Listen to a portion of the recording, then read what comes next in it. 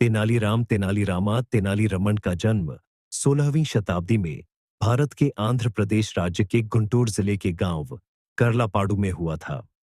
तेनालीराम एक तेलुगु ब्राह्मण परिवार में जन्मे थे। वह पेशे से कवि थे व तेलुगु साहित्य के महान ज्ञानी थे। अपने वाक चातुर्य के कारण वह काफी प्रख्यात थे और उन्हें विकट कवि के उपनाम से संबोधित किया जाता था। तेनालीराम के पिता गरलापति रामैया तेनाली गांव के रामलिंगेश्वरा स्वामी मंदिर के पुजारी हुआ करते थे। तेनालीराम जब आयु में युवा थे तभी उनके के पिता गरलापति रामैया की मृत्यु हो गई और उसके बाद उनकी माता उन्हें लेकर अपने गांव तेनाली अपने भाई के पास रहने चली गई थी। तेनालीराम शिव भक्त भी थे, इसलिए उन्हें तेनाली रामलिंगा के नाम से भी पुकारा जाता था। इतिहासकारों के मुताबिक कुछ समय के बाद उन्होंने वैष्णव धर्म अपना लिया था। तेनालीराम को पाठशाला का विधिवत अभ्यास नहीं प्राप्त हुआ था, पर उनकी सीखने की तीव्र इच्छा और ज्ञान के प्रति धुन के कारण उन्हें शिष्यावृत्ति प्राप्त हुई थी।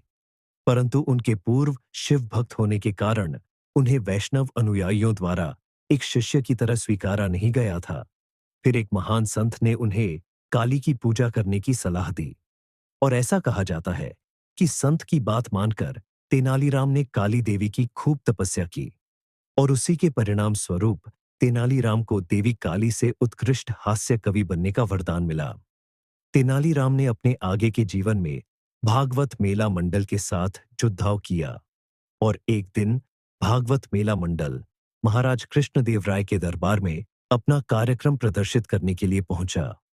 उन्होंने अपने प्रभावशाली प्रदर्शन से राजा कृष्णदेव राय को बहुत प्रभावित कर दिया और कृष्णदेव राय तेनालीराम को अपने दरबार में 8वें स्कॉलर अष्टदिग्गज मंडल में हास्य कवि के पद पर शामिल कर लिया।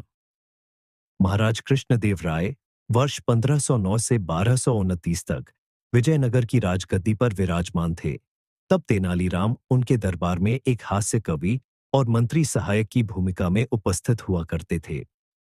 इतिहासकारों के मुताबिक तेनालीराम एक हास्य कवि होने के साथ साथ ज्ञानी और चतुर व्यक्ति थे।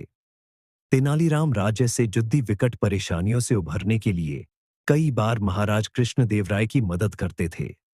उनकी बुद्धि चातुर्य और ज्ञान बोध से जुद्दी कई कहानियां मोह है।